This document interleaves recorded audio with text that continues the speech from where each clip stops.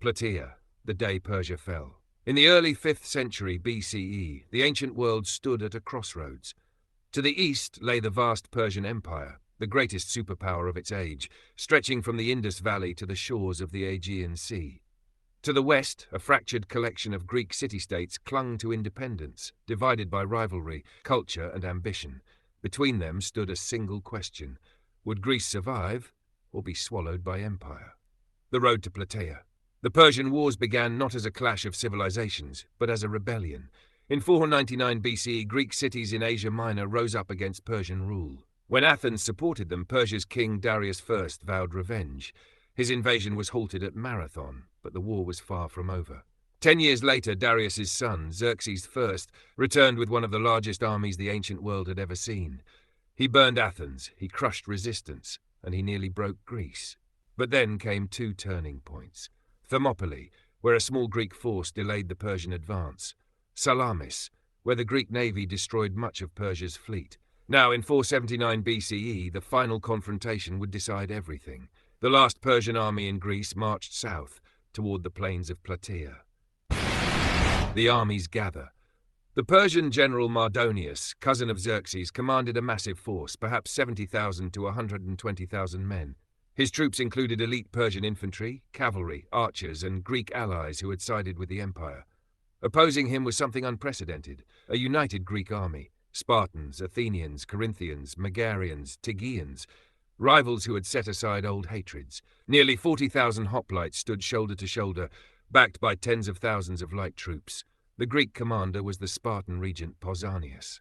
This was not just a battle, it was a test of unity. A war of nerves.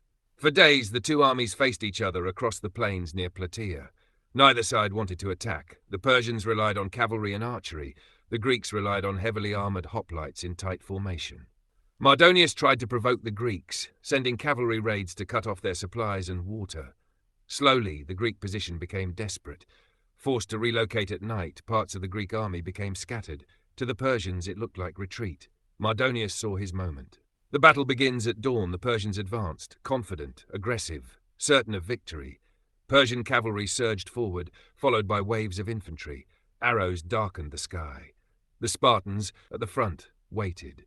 According to ancient sources, Pausanias delayed the charge, waiting for favorable omens from sacrifices. Men were dying, pinned by arrows, yet still they held formation.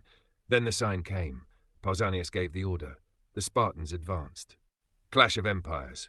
When Greek hoplites hit the Persian line, the difference in warfare became clear.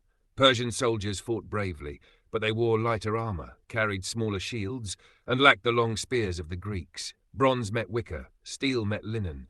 The Greek phalanx pushed forward like a living wall. On the Persian right flank, Mardonius led a fierce counterattack, rallying his men, but in the chaos, he was struck down, killed by a Spartan warrior. When the Persian troops saw their commander fall, panic spread. What had seemed like victory moments earlier became catastrophe. The Persian collapse. Without Mardonius, Persian cohesion broke. Greek forces crushed their center. The Athenians defeated Persian-aligned Greek troops on the flanks. Persian soldiers fled to their fortified camp. The Greeks stormed it. What followed was slaughter. By the end of the day, the Persian army in Greece was annihilated. Only a fraction escaped north. The war ends. On the same day as Plataea, the Greeks won another victory at Mycale in Asia Minor, destroying the last Persian fleet in the Aegean. Together, these battles ended Persia's attempt to conquer Greece. The invasion was over. The empire had been stopped. Why Plataea matters. Plataea was not as famous as Thermopylae, it was not as dramatic as Salamis, but it was more decisive than both. It destroyed Persia's land army, it shattered Persian dominance in Europe, it ensured Greek independence. From this victory would rise the Athenian Golden Age: democracy, philosophy, theatre, science, Western political thought. Had Plataea been lost, history would have taken a very different path. A battle of unity. Plataea proved something extraordinary: that divided city-states could stand together, that citizen soldiers could defeat empire, that freedom, though fragile, could be defended. Sparta brought discipline, Athens brought resolve. Together they brought victory. And on that dusty plain in Boeotia, the fate of civilizations was decided.